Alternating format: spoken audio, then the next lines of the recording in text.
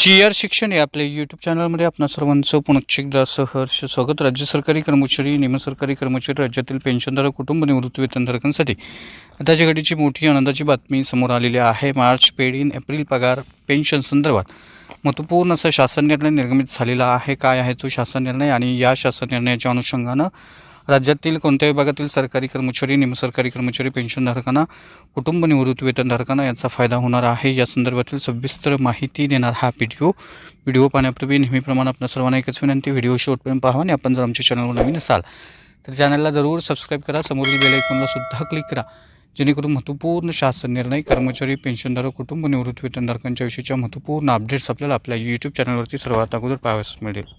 जसे की आपण स्क्रीनवर पाहताय, राज्यातील अनेक सरकारी कर्मचारी, निमसरकारी कर्मचारी, पेन्शनधारकांच्या आपल्या यूट्यूब चॅनलला मार्च पेड इन एप्रिल पगार पेन्शन संदर्भात कमेंट्स प्राप्त होत होते आणि या संदर्भातला अतिशय महत्त्वपूर्ण असा शासन निर्णय दिनांक 24 मार्च 2026 रोजी निर्गमित झालेला आहे. महागाई भत्ता, थकबाकी, त्याचबरोबर मार्च पेड इन एप्रिल पगार जो आहे तो वेळेत होणार का, या संदर्भातल्या कमेंट्स प्राप्त होत होत्या आणि या संदर्भातलं अनुदान निधी वितरण करण्यासंदर्भातला अखेर निर्णय जो आहे तो निर्गमित करण्यात आलेला आहे. त्यामुळं मार्च महिन्याचा पगार, पेन्शन आणि जुलै ते ऑक्टोबरची महागाई भत्ता 3% थकबाकी जी आहे ती फरकासहित आता कर्मचाऱ्यांना मार्च पगारामध्ये मिळणार आहे. या संदर्भातला शासन निर्णय जो आहे, अनुदान वितरण करण्यासंदर्भातला निर्णय आपण स्क्रीनवर पाहत आहे.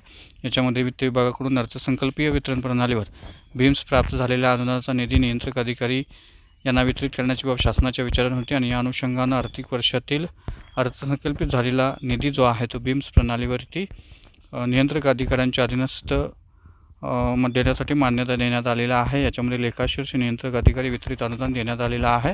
त्याचबरोबर वित्त विभागानं बीम्स प्रणालीवर उपलब्ध करून दिलेला उपरोक्त निधी जो आहे तो अटी शर्तीच्या अधीन राहून वितरित करण्यासंदर्भातल्या सूचना देण्यात आलेल्या आहेत. त्यामध्ये शासकीय कर्मचाऱ्यांना अग्रिम मंजूर करण्यास्तव वेळोवेळी निर्गमित केलेले शासन निर्णय, शासन परिपत्रक, विहित सूचना, अटी या संदर्भात कुठल्याही पद्धतीची कसूर होणार नाही याची दक्षता घेण्यासंदर्भातल्या सूचना संबंधित नियंत्रक अधिकारी यांना देण्यात आलेल्या आहेत.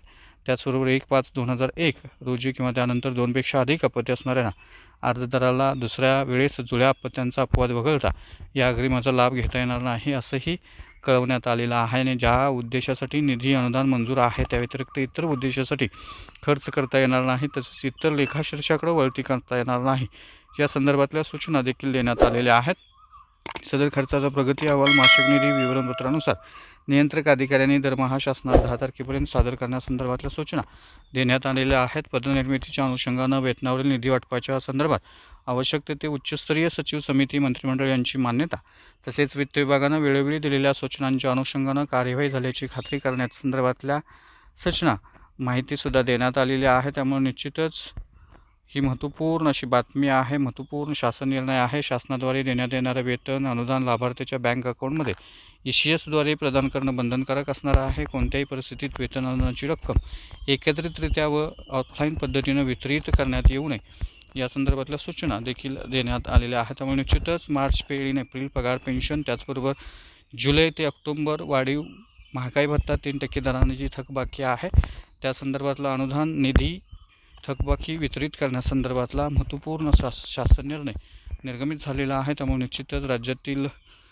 सरकारी कर्मचारी, पेन्शनधारक, कुटुंब निवृत्ती वेतनधारकांना मार्च पेड इन एप्रिल पगार पेन्शन जे आहे ते वेळेत होणार आहे. तर ही होती अतिशय आनंदाची बातमी, महत्त्वपूर्ण बातमी. अशाच महत्त्वपूर्ण बातम्यांसाठी, रोजच्या महत्त्वपूर्ण शासन निर्णयासाठी चॅनलला जरूर सबस्क्राईब करा. व्हिडिओ आवडल्यास लाईक करा, शेअर करा. धन्यवाद.